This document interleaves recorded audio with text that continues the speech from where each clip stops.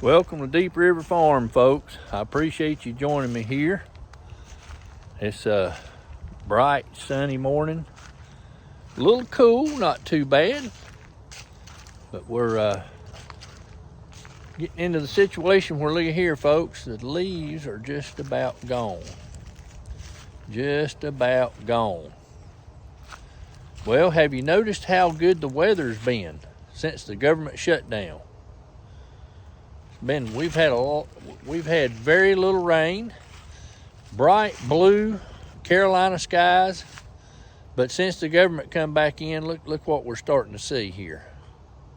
See that? Can you see that behind me? Can you see them streaks in the sky? Yeah, those fake clouds. See that? Yeah. And they say that it does very little. If it does very little, why do they continue to do it? If it's so costly and it does very little, why do they do it? Well, yesterday, folks, the Volunteer Relief Corps out of Tennessee came into Barnardsville. I think I got that right this time. I didn't butcher it. Came into Barnardsville, and they got the Army tent from there at the fire department to be able to use.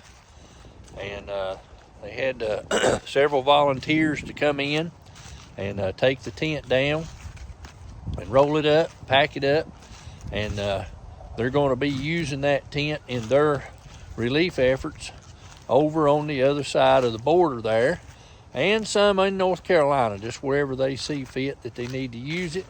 They're going to have access to that big old Army tent.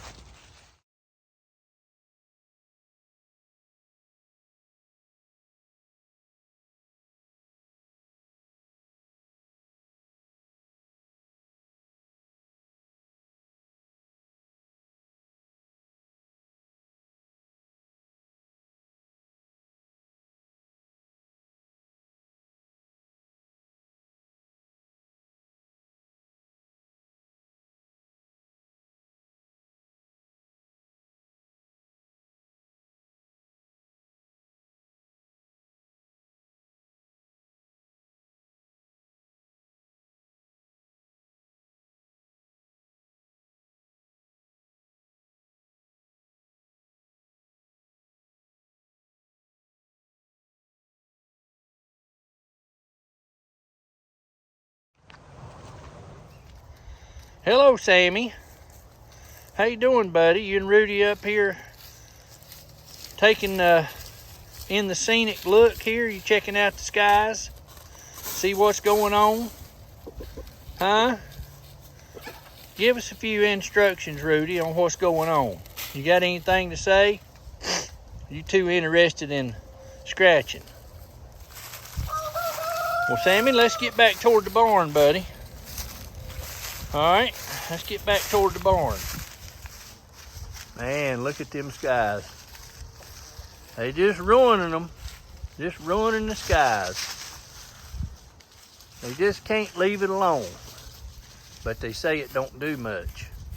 But they're willing to spend flight hours, pilot time, and spray them chemicals. What you got, Rudy? What'd you have, a piece of lettuce? You took off running with a piece of lettuce? You was afraid the other chickens is gonna get your lettuce? So you run all the way up here with a mouthful of lettuce. Well, there's plenty more where that come from if you need some.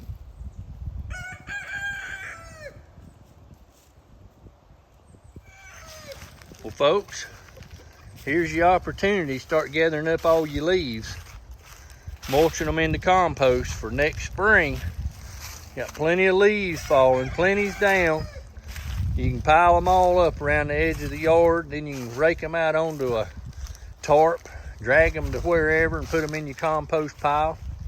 You can put them in a metal trash can, stick a weed eater head in there and mulch them up real good.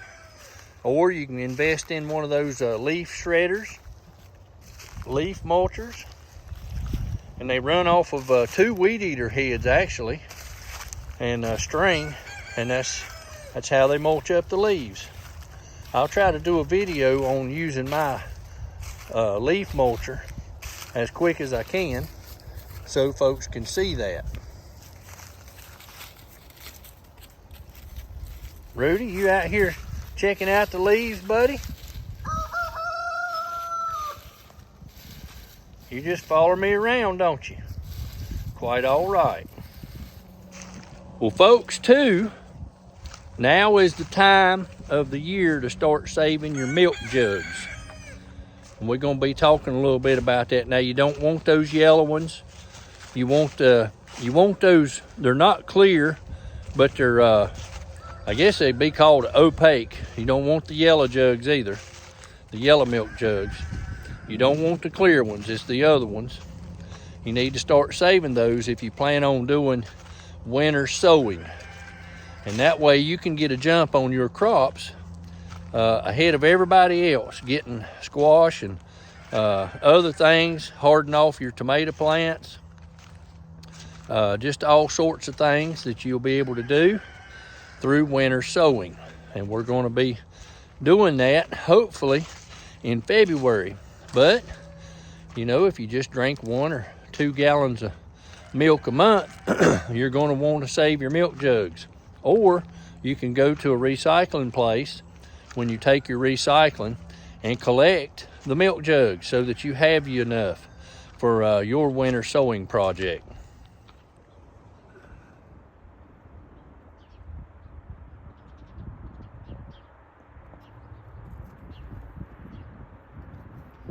There he goes.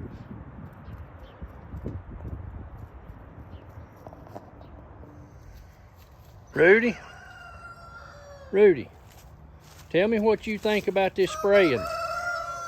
What do you think about the spraying? You don't like it, do you? Does it make all of your grub worms and your crickets taste like aluminum? Huh? Does it?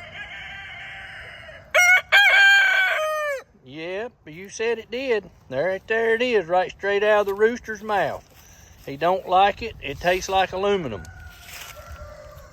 Is there anything else it affects? All your corn too, don't it? Uh-huh. And your wheat. Well, I wish they'd stop it. I don't know how we can go about it. Do you? Got any ideas? Yeah, I don't either.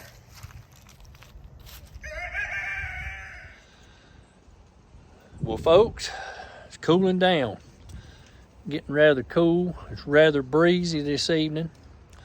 But I wanted to tell you also that the Central Global Methodist Church Helping Hands, along with the Appalachian Reclamation Koalition, has helped a lady that's a single mother that was able to finally get a job but did not have transportation. They were able to secure a vehicle for this lady, and we're going to show you some pictures of the vehicle.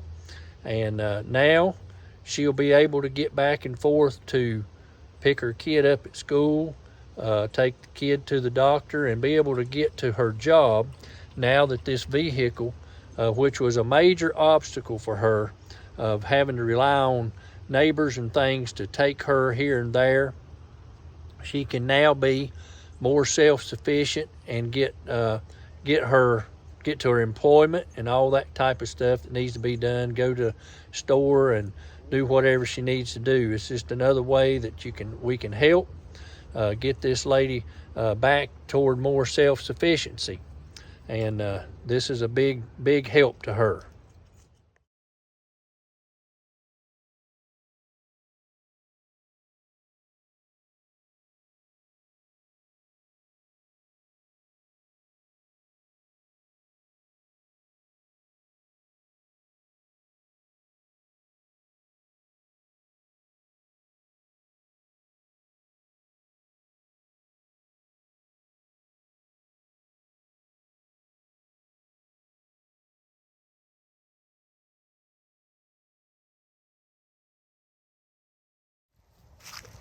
Rudy, where are you going?